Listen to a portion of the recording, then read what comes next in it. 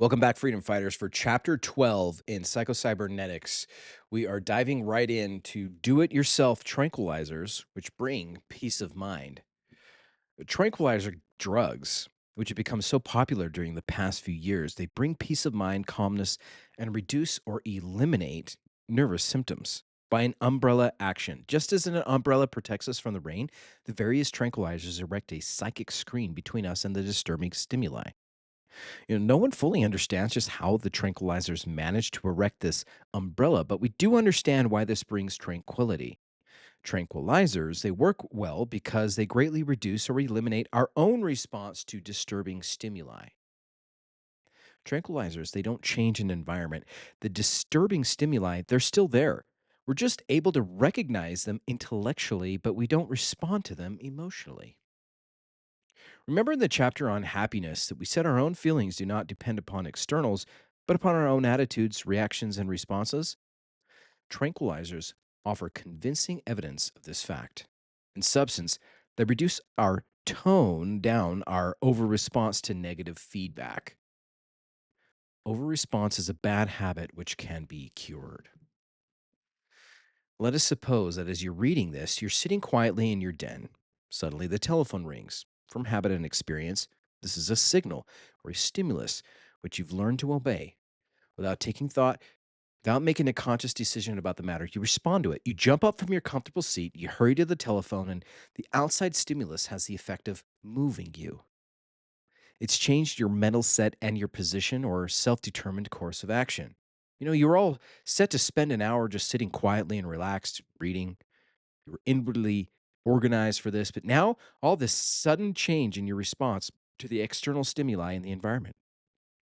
The point I wish to make is this: you do not have to answer the phone, you do not have to obey. You can, if you choose, to totally ignore the telephone bell, but you can also choose to continue sitting there quietly and relaxed, maintaining your own original state of organization by refusing to respond to the signal. Get this mental picture clearly in your mind, for it can be quite helpful in overcoming the power of external stimuli to disturb you. See yourself sitting quietly, letting the phone ring, ignoring its signal, unmoved by its command. Although you're unaware of it, you no longer mind or obey it. Also, get clearly in your mind the fact that the outside signal in itself has no power over you, no power to move you. In the past, you've obeyed it, responded to it purely out of habit. You can, if you wish, form a new habit of not responding. Also, notice your failure to respond, it doesn't consist in doing something or making an effort or resisting to fighting, but in doing nothing, in relaxation from doing. You merely relax, ignore the signal, and let its summons go by unheeded. How to condition yourself for equanimity. In much the same way that you automatically obey or respond to the ring of a telephone, we all become conditioned to respond in a certain way to various stimuli in our environment. The word conditioning in psychological circles, it grew out of Pavlov's well-known experiments where he conditioned a dog to salivate on the sound of a bell by ringing it just before presenting the food to a dog. This proceeded this procedure, was repeated many times. First the sound of a bell, a few seconds later the appearance of food. The dog learned to respond to the sound of the bell by salivating in anticipation of the food. Originally, the response made sense. The bell signified the food was forthcoming, and the dog got ready and started salivating. However, after the process was repeated a number of times, the dog would continue to salivate whenever the bell was rung, whether or not there was food immediately forthcoming. The dog had now become conditioned to salivate at the mere sound of the bell. His response made no sense and served no good purpose, but he continued to respond in the same way out of habit. There are many great bells or disturbing stimuli in our various environmental situations, which we become conditioned to and which we continue to respond to out of habit, whether or not they make any sense. Many people learn to fear strangers, for example, because of potential admonitions that have nothing to do with strange people. Do not accept candy from a stranger. Don't get in a car with a stranger, etc., etc. The response of avoiding strangers serves a good purpose in small children, but with many people, they continue to feel ill at ease and uncomfortable in the presence of any stranger, even when they know that he becomes a friend instead of a foe. Strangers become bells, and the learned response becomes fear, avoidance, or the desire to run away. Still, Another person may respond to crowds, closed spaces, open spaces, persons in authority, such as the boss, by feelings of fear and anxiety.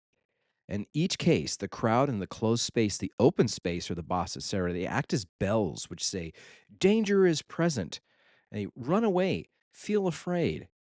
And out of habit, we continue to respond in the accustomed way of we obey the bell. How to extinguish conditioned responses. We can, however, extinguish the conditioned response if we make a practice of relaxing instead of responding. We can, if we wish, just as the case of the telephone, learn to ignore the bell and continue to sit quietly and let it ring. A key thought that we can carry with us is whenever we're confronted by any disturbing stimuli is to say to ourselves, the telephone's ringing, but I do not have to answer it. I just have to let it ring. This thought will key into your mental picture of yourself sitting quietly, relaxed, unresponding, doing nothing, letting the telephone ring unheeded, and will act as a trigger or clue to call up the same attitude that you had when you let the telephone ring. If you cannot ignore the response, delay it. In the process of extinguishing a conditioning, a person may find it difficult, especially at first, to just totally ignore the bell, especially if it's rung unexpectedly. In such instances, you can accomplish the same final result, extinction of the conditioning by just delaying your response. Interesting. A woman who we'll call Mary S. became anxious and ill at ease in the presence of crowds. She was able, by practicing the foregoing technique, to immunize or tranquilize herself against a disturbing stimuli on most occasions. However, occasionally the desire to run away, to flee, became almost overpowering. Remember Scarlett O'Hara in Gone with the Wind? I asked her.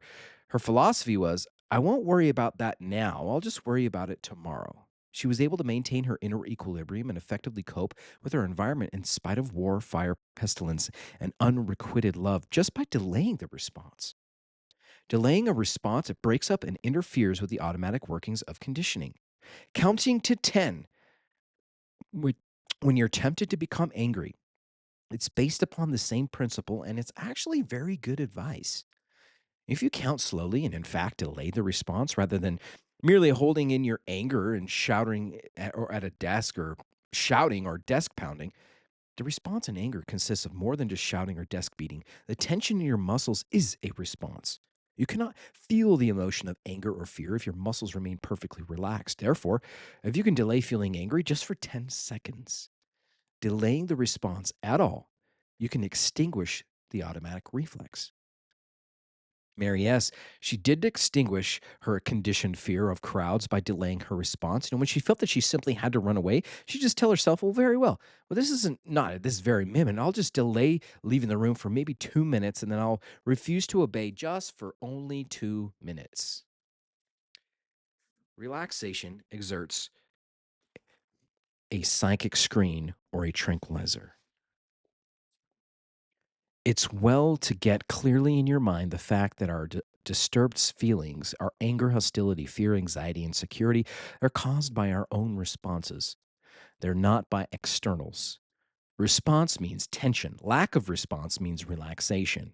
It's been provided and proved in scientific laboratory experiments that you're absolutely and cannot feel anger, fearful, anxious, insecure, unsafe as long as your muscles remain perfectly relaxed. All these things are, in essence, our own feelings. Tensions and muscles and a preparation for action or a getting ready to respond, relaxation of muscles, they bring about mental relaxation or a peaceful, relaxed attitude. Thus, relaxation is nature's own tranquilizer, which erects a psychic screen or umbrella between you and the disturbing stimulus. Physical relaxation, it's a powerful disinhibitor for the same reason. In the last chapter, we learned that inhibition results from excessive negative feedback, or rather, our over response to negative feedback. Relaxation means no response. Therefore, in your daily practice of relaxation, you're learning disinhibition as well as providing yourself with nature's own do it yourself tranquilizer, which you can actually take with you in your own daily activities. Protect yourself from disturbing stimuli by maintaining the relaxed attitude. Build yourself a quiet room in your mind. Men seek retreats for themselves, houses in the country, seashores, and mountains. And though two art wont to desire such things very much, said Marcus Aurelius, but this is altogether a mark of the most common sort of men. For it's thy power whenever thou shalt choose to retire into thyself. For nowhere, either with more quiet or more freedom from trouble, does a man retire than his own soul, particularly when he has within him such thoughts that by looking into them he's immediately in perfect tranquility. I affirm that tranquility is nothing else than the good ordering of the mind. Constantly, then, give to thyself this retreat and renew thyself. Dude, that's just way too fancy language for me. Sorry.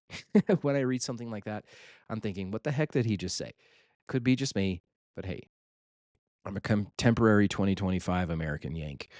Okay, during the last days of World War II, someone commented to President Harry Truman that he appeared to bear up under the stress and strain of the presidency better than any previous president did at the job, and he didn't appear to have aged him or sapped his vitality. But that is rather remarkable, especially in view of the many problems which confronted him as the wartime president. His answer was, I have a foxhole in my mind.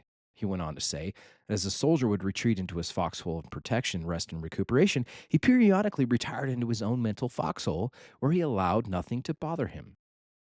Your own decompression chamber. Each of us needs a quiet room inside his own mind, a quiet center within him, like the deep of the ocean that's never disturbed, no matter how rough the waves may become upon the surface. This quiet room within, which is built in imagination, it works as a mental and emotional decompression chamber. It's depressurized you from tensions, worry, pressures, stresses, and strains. It refreshes you and enables you to return to your work a day world better prepared to cope with it. It is my belief that each personality does already have a quiet center within, which is never disturbed and is unmoved, like the mathematical point in the very center of a wheel or axle, which remains stationary. What we need to do is find that this quiet center within us, and we need to retreat into it periodically for rest, recuperation, and renewed vigor. One of the most beneficial prescriptions that I've ever given patients is the advice to learn to return into this quiet, tranquil center. And one of the best ways that I've found not entering this quiet center is to build for yourself an imagination, a little mental room. Furnish this room with whatever is most restful and refreshing to you. Perhaps beautiful landscapes if you like, paintings, a volume of your favorite verse if you like poetry, the colors of the wall of your own favorite pleasant colors, but they should be chosen from the restful hues of blue, light green, yellow, gold. The room's plainly and simply furnished, and there's no distracting elements. It's very neat. Everything is in order. Simplicity, quietness, beauty are the keynotes. It contains your favorite easy chair from one small pillow, from one window. You can look out and you can see a beautiful beach. The waves roll upon the beach and retreat, and you cannot hear them, for your room's very, very quiet. Take as much care in building this room in your imagination as you would in building an actual room, but be thoroughly familiar with every detail. A little vacation every day. Whenever you have a few spare moments during the day, between appointments, riding the bus, retire into your quiet room. Whenever you begin to feel tension mounting or to feel hurried or harried, retire into your quiet room for a few moments. Just a few moments taken a very busy day in this manner, it'll more than pay for itself. It's not time wasted, it's time invested. Say to yourself, I'm going to rest a bit in my quiet room. Then, in imagination, see you're climbing the stairs to your room and say to yourself, I'm now climbing the stairs. Now I'm opening the door. Now I'm inside. In imagination, notice all the quiet, restful details. See yourself sitting down in your favorite chair, utterly relaxed at the peace within the world. Your room is secure and nothing can touch you here. There's nothing to worry about. You left your worries at the foot of the stairs, and there are no decisions to be made here. No hurry, no bother. You need a certain amount of escapism. Yes, this is escapism. So is sleep escapism. Carrying on an umbrella in the rain, it's also escapism. Building yourself an actual house where you can retreat from the weather and the elements is also escapism, and taking a vacation is escapism. Our nervous system, it needs a certain amount of escapism. You see what he's saying here? He's trying to tell you, like, stop feeling so guilty and feeling bad if you need to escape. It's human nature. Our nervous system itself is an escape system. Escapism, but it's an escape system. Our nervous system needs a certain amount of escapism. It needs freedom and protection from the continual bombardment of external stimuli. We need yearly vacations where we physically vacate the old scenes and old duties and old responsibilities by getting away from it all. Your soul and your nervous system, they need a room for rest, recuperation, and protection every bit as much as your physical body needs a physical house for the same reasons. Your mental quiet room gives your nervous system a little vacation every day. So for the moment you mentally vacate your workday, a world of duties, responsibilities, decisions, pressures, and get away from it all by mentally retiring into your no pressure chamber. Pictures are more impressive to your automatic mechanism than words, particularly so if the picture happens to have a strong symbolic meaning. One mental picture that I found very effective is the following. On a visit to Yellowstone National Park, I was waiting patiently for the geyser of Old Faithful, which goes off approximately every hour. Suddenly, the geyser erupted in a great mass of hissing steam, like a gigantic boiler whose safety plug had blown out. A small boy standing near me asked his father, "What makes it do that?" "Well," said his father, "I guess old Mother Earth is like the rest of us. She builds up a certain amount of pressure, and every once in a while just has to blow off some steam to stay healthy." Wouldn't it be wonderful, I thought to myself, if we humans could just blow off steam harmlessly like that when emotional pressure builds up inside of us? I didn't have a geyser nor a steam valve in the top of my head, but I did have an imagination. So I began to use this mental picture whenever I'd retire into my mental quiet room.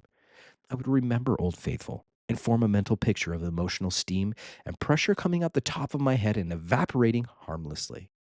Try this mental picture on yourself. Do it whenever you're wrought up or tense. The ideas of blowing off steam and blowing your top, they have powerful associations built into your mental machinery. Clear your mechanism before undertaking a new problem. If you're using an adding machine or an electronic computer, you must clear the machine of previous problems before you're undertaking a new one. Otherwise, parts of the old problem or the old situation, they carry over into the new situation and give you a wrong answer. This exercise of retiring for a few moments into your quiet room in your mind can accomplish the same sort of clearance of your success mechanism. And for that reason, it's very helpful to practice it in between tasks, situations, environments which require different moods, mental adjustments, or mental sets. Common examples of carryover or failure to clear your mental machinery are the following. A business executive carries his workday, all his worries into a workday mood home with him. All day he's been harried, hurried, aggressive, and set to go. Perhaps he's felt a bit of frustration, which tends to make him irritable. He stops working physically when he gets home, but he carries with him a residue of his aggressiveness, frustration, hurry, and worry. He's still set to go and he can't relax. He's irritable with his wife and family, and he keeps thinking about problems of the office, although there's nothing that he can do about them. I have been there more times than I can remember. Not that I'm proud of such a thing, but this is the reality. We all do it, and I do it. Insomnia, rudeness, they're often emotional carryovers. Many people carry their troubles to bed with them when they should be resting. Mentally and emotionally, they're still trying to do something about a situation at a time when doing is not in order. All during the day, we need to have many different types of emotional and mental organization. You need a different mood and mental organization for talking with your boss and talking with the customer. And if you just talk with an irate and irritable customer, you need to change in set before talking with a second customer. Otherwise, emotional carryover from the one situation will be inappropriate with dealing with the other. One large company found that one of their executives unknowingly answered the telephone in a harsh, angry, hostile tone. The phone rings in the midst of a knockdown, drag out conference, or while the executive is enmeshed with frustration and hostility for one reason or another, and his angry, hostile tone of voice surprises and offends the innocent caller. This company directed all executives to pause 5 seconds, smile, before picking up the phone. Now, the first paragraph of this segment here is talking about people who have troubles when they go to bed and their mind is racing. And again, I've done that as well. I mean, how many times have I, you know, laid there in the middle of the night or woken up in the morning and the first thing I do, my mind is racing rather than being in the present moment. This emotional carryover, it's like living in the past or imagining the future based off of your past experience. And all it does is it causes pain, anguish. It does not bring us results that we want. Now, if we're noodling out something that, we're trying to come up with a solution, sometimes often late at night, early in the morning, we come up with answers. But what this is describing is the troubles. the troubles that we carry with us, the troubles that we replay over and over again. This chapter is about giving ourselves peace of mind, the do it yourself tranquilizers, which bring peace of mind. So it's obviously not beneficial for us to be racing in our head of all the things that are going on, all the things that are going wrong, the troubles in our life, financial, emotional, physical, whatever they may be. It doesn't matter. One large company found out that when one of their executives unknowingly answered the phone, I already read this. So smile before picking up the phone. Yeah, that was the secret sauce there. Emotional carryover causes accidents. Insurance companies and other agencies which do research on the cause of accidents, they found that emotional carryover causes many automobile accidents. If the driver has just spat on his wife or his boss, if he's just experienced frustration, or if he's just left a situation which called for aggressive behavior, he's much more likely to have an accident. He carries over into his driving attitudes and emotions which are inappropriate. He's really not angry at the other drivers. He's just somewhat like a man who wakes up in the morning from a dream in which he's experiencing extreme anger. He realizes that the injustice heaped upon him happened only in a dream, but he's still angry, period. Fear can only carry over in the same manner. Calmness carries over too. But the really helpful thing to know about all this is that friendliness, love, peace, quiet, and calmness, well, they also carry over. It's impossible, as we've said, to experience or feel fear, anger, or anxiety while completely relaxed, quiet, and composed. Retiring into your quiet room thus becomes an ideal clearance mechanism for emotional moods. Old emotions evaporate and disappear at the same time you experience calmness, peacefulness, and a feeling of well being, which also carry over into whatever activities immediately follow. Your quiet time wipes the slate clean, so to speak, clears the machine, and gives you a clean new page for an environment which is to follow. I practice the quiet time both immediately before and after surgery. Surgery requires a high degree of concentration, calmness, control. It'd be disastrous to carry over into the surgical situation feelings of hurry, aggressiveness, or personal worries. Therefore, I clear my mental machinery by spending a few moments completely relaxed in my quiet room. Can you imagine him right now, prepping for surgery? He's got his gloves on, he's been washed up, desanitized, he's got his scrubs. Instead of hurrying in and getting started, for a hours long, maybe 12 hours long surgery, who knows? He's breathing, he's clearing his mind, he's taking calming breaths, and he's level setting himself responsibly so that he can give his patient the best care possible by letting go of his hurts, his worries, his concerns, as they say, clearing the mental faculties, clearing his room, going into his quiet room in his mind and feeling peace. And in an instant, you can feel this way. He felt this way. Prepping for surgery happens in sometimes it may take a while. I say it's happening in an instant, but you can change your emotional state by changing the way you think.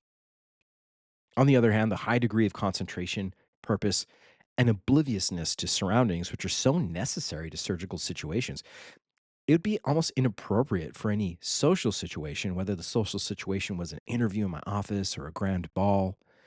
Therefore, upon leaving surgery, I also make it a point to spend a couple of minutes in my quiet room to clear the decks, so to speak, for a new type of action. So, even coming out of surgery, he's carrying burdens and emotional baggage from the surgery itself. The physical exhaustion, the mental focus that was required for hours on end.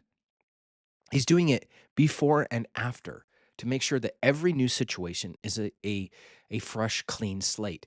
If you're in a call center, every single call, before you pick up, you smile. You just let go of the last call and you give that new person the best version of you. Build your own psychic umbrellas. By practicing the techniques in this chapter, you can build your own psychic umbrellas. They'll screen out disturbing stimuli, they'll bring you more peace of mind, and they'll enable you to perform better. And above all, keep in mind and hammer it home to yourself that the key to this matter of whether you're disturbed or tranquil, fearful or composed, it's not the external stimulus, whatever it may be, but your own response and reaction. Your own response is what makes you feel fearful, anxious, insecure. If you don't respond at all, but just let the telephone ring, it's impossible for you to feel disturbed, regardless of what's happening around you. Be like the promontory against which the waves continually break, but it stands firm and tames the fury of the water around us, said Marcus Aurelius. The 91st Psalm is a vivid, wordy picture of a man who experiences feelings of safety and security in the very midst of terrors of the night. Arrows that fly by day, plagues, intrigues, snares of enemies, danger, 10,000 fall at his side. Because he's found the secret place within his own soul and is unmoved, that is, he doesn't emotionally react or respond to the scare bells in his environment. Emotionally, he totally ignores them, much as William James recommended totally ignoring evil and unhappy facts to feel happy, and as James T. Mangan recommends totally ignoring adverse situations in the environment to feel poised. You are basically an actor, not a reactor. Throughout this book, we've spoken of reacting and responding appropriately to environmental factors. Man, however, is not primarily a reactor, but an actor. We don't merely react and respond willy nilly to whatever environmental factors may be present, like a ship that goes whichever way the wind happens to blow. As goal striving beings, we first act. We set our own goal, determine our own course. Then, within the context of this goal striving structure, we respond and react appropriately. That is, in a manner which will fulfill and further our progress and serve our own ends. If responding and reacting to negative feedback, it doesn't take us further down the road to our own goal or serve our ends, then there's no need to respond at all. And if the response of this kind of gets us off course or works against us, then no response is the appropriate response. Your emotional stabilizer. In almost any goal striving situation, our own inner stability in itself is an important goal to maintain. We must be sensitive to negative feedback data, which advises us when we go off course so that we can change direction and go forward. But at the same time, we must keep our own ship afloat and stable. Our ship must not be tossed and rocked and perhaps sunk by every passing wave or even a serious storm. As Prescott Leckie expressed it, the same attitude must be maintained in spite of environmental changes. Our letting the telephone ring is a mental attitude which keeps our stability and keeps us from being tossed about, knocked off course, or shaken up by every wave or ripple in the environment. Stop fighting straw men. Still, another type of inappropriate response which causes worry, insecurity, and tension is the bad habit of trying to respond emotionally to something which doesn't exist except in our own imaginations. Not satisfied with over responding to actual minor stimuli in the actual environment, many of us create straw men in our imaginations and emotionally respond to our own mental pictures. In addition to those negatives which actually exist in the environment, we impose our own negatives. This or that may happen, but what if such and such happens? The old example of the gazelle being chased by the lion. When the lion is well fed and rolls over and is no longer a threat, does the gazelle just stop and think, oh, what would have happened if I would have stubbed my toe and fell over and became lunch for that lion? What would happen if I wasn't as fast and outran the lion next time? Those are the what ifs, the straw men that can debilitate us. They're stories we tell ourselves. We do it every day. The what if such and such happens. When we worry, we form mental pictures, adverse mental pictures of what may exist in the environment, of what may happen. We then respond to these negative pictures as if they were present reality. Remember, your nervous system, it can't tell the difference between a real experience and one that is vividly imagined. Doing nothing is the proper response to an unreal problem.